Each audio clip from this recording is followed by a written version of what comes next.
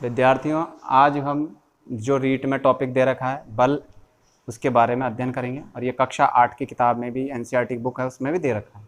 तो बल जो रीट में जो टॉपिक है उसमें बल में दे रखा है बल के प्रकार, जिसमें है पेशीय बल, घर्षण बल, गुरुत्वीय बल, चुंबकीय बल और स्थिर वैद्युत बल। अब पहली बात तो यही आती है कि बल कहते किसे हैं। बल विज्ञान की भाषा में किसी वस्तु को अपनी ओर खींचना, जैसे हम कोई बाल्टी रखी है, कोई वस्तु रखी है, उसको उठाकर अपने हाथों से अपनी तरफ खींचते हैं। एक होता है अपकर्षण, यानी धक्का देना, जैसे कोई धक्का बक्सा रखा हम उसको धक्का देते हैं, यानी उसको हम बल लगाते हैं, तो इसे कहते हैं बल। अब प्रकारों में कह रखा है बल एक सदिश राशि है, यानी बल के परिणाम को व्यक्त करने के लिए उसके साथ साथ उसकी दिशा भी व्यक्त की जाती है। जैसे आपने कहा 10 न्यूटन बल लगाया, तो ये अगर उस गति की दिशा में लगाया गया है तो प्लस में दिखाया जाएगा, और गति की दिशा के विपरीत लगता है तो उसे माइनस में दिखाया। जैसे आपका घर्षण बल जो होता है वो विपरीत दिशा में लगता है, इसलिए उसे नेगेटिव में दिखाते हैं, और हम जो धक्का देते हैं वो वस्तु की दिशा में लगता है, इसलिए उसे पॉजिटिव में दिखाते हैं। अब है बल के प्रकार। बल दो प्रकार से है, एक होते हैं संपर्क बल और दूसरे होते हैं असंपर्क बल। संपर्क बल में दो हैं, पेशीय बल और घर्षण बल, और असंपर्क बल में है चुंबकीय बल, गुरुत्वीय बल और स्थिर वैद्युत बल।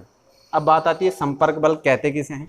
वह बल जिसमें किसी वस्तु को धक्का देने के लिए या उसको अपनी ओर खींचने के लिए हमें उसके संपर्क में आना पड़ता है। यानी हमारी मांसपेशियां, जैसे हम पानी की बाल्टी उठाते हैं या कोई वस्तु उठाकर, जैसे बुक उठाकर हम एक टेबल से दूसरे टेबल पर रखते हैं, तो उसके हमें उससे हमारे हाथ उस बुक को पकड़ते हैं, यानी हम उस वस्तु के संपर्क में आते हैं, तो ये क्या कहलाता है, संपर्क बल। दूसरा है असंपर्क बल। वह बल जो किसी वस्तु को धक्का देने यानी अपकर्षण या आकर्षण करने के लिए हमें उसके संपर्क में आने की जरूरत नहीं पड़ती है। जैसे आपका होता है चुंबकीय बल। दो चुंबकीय ध्रुव होते हैं, उनको हम काफ़ी दूरी से भी वो एक दूसरे को आकर्षित कर लेते हैं, यानी एक ध्रुव दूसरे ध्रुव के संपर्क में आए बिना भी एक ध्रुव को आकर्षित भी कर सकता है और आकर्षण भी कर सकता है।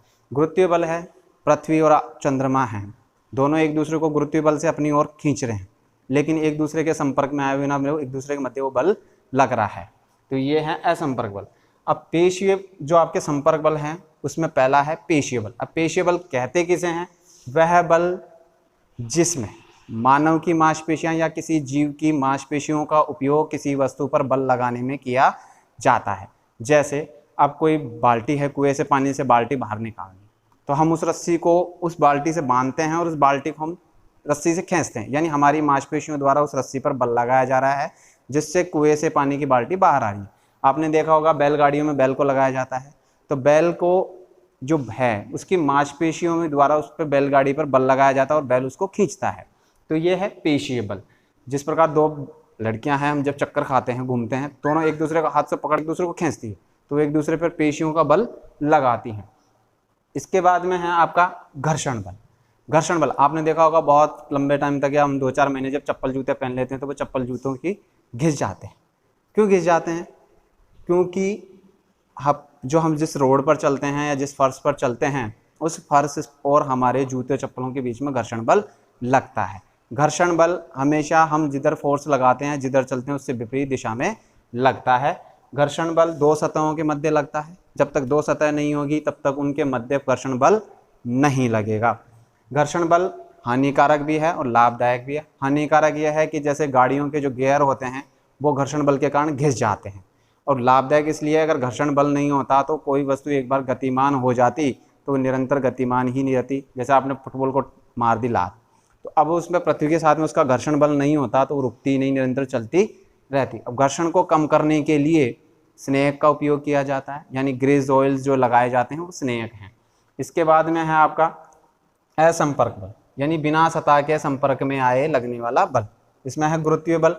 आपने देखा होगा हम कई बार पत्थर को ऊपर फेंकते हैं आसमान में, तो ऊपर चला जाता है, लेकिन कुछ ऊंचाई पर जाने के बाद में वापस पृथ्वी की ओर आता है। अब ये पृथ्वी की ओर ही क्यों गिरता है? क्योंकि पृथ्वी अपने गुरुत्वाकर्षण बल से उस पत्थर को या उस लकड़ी के टुकड़े को अपनी ओर खींचती है।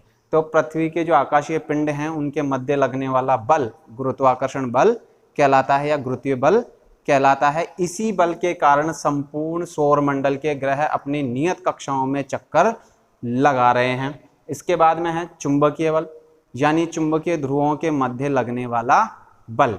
वह बल जो चुंबकीय ध्रुवों के मध्य लगता है। अब चुंबकीय जो विपरीत ध्रुव होते हैं, जैसे नॉर्थ पोल है और साउथ पोल है, ये आपका चुंबक है, छड़ चुंबक, इसमें दो पोल होते हैं, ये नॉर्थ पोल है और ये आपका साउथ पोल। अगर इस चुंबक के साथ में दूसरा छड़ चुंबक यानी ये नॉर्थ पोल इसके इधर आएगा तो ये दोनों एक दूसरे को अट्रैक्ट करेंगे, और यदि यहाँ ये साउथ पोल आएगा तो ये एक दूसरे को रिपल्स करेंगे। ये वापस इधर भागेगा ये, और ये वापस इधर भागेगा। यानी जो समान ध्रुव हैं वो एक दूसरे को प्रतिकर्षित करते हैं और जो असमान ध्रुव हैं वो एक दूसरे को आकर्षित करते हैं। स्थिर विद्युत बल, जैसे आप देखते हैं कि कई बार क्या होता है, हम क्लास में बैठे बैठे बच्चे एक्सपेरिमेंट करते हैं, स्केल होता है उसे बालों में घिसते हैं और छोटे छोटे कागज़ के टुकड़ों की तरफ घुमाते हैं। तो घुमाते हैं तो वो छोटे छोटे कागज़ के टुकड़ों को अपनी ओर खींचने लगता है। ऐसा कैसे होता है कि जैसे आपने उसको घिसा अपने बालों में या रेशम के कपड़े से, तो उस स्केल में कुछ आवेश उधर से स्थानांतरित हो जाता है और उस आवेश के कारण ही वो कागज़ के अनावेशित और आवेशित वस्तुओं को अपनी ओर खींचता है। तो ये हैं आपके तीन, इसमें दो टॉपिक हैं बल में, संपर्क और असंपर्क बल वाले, इस तरीके से।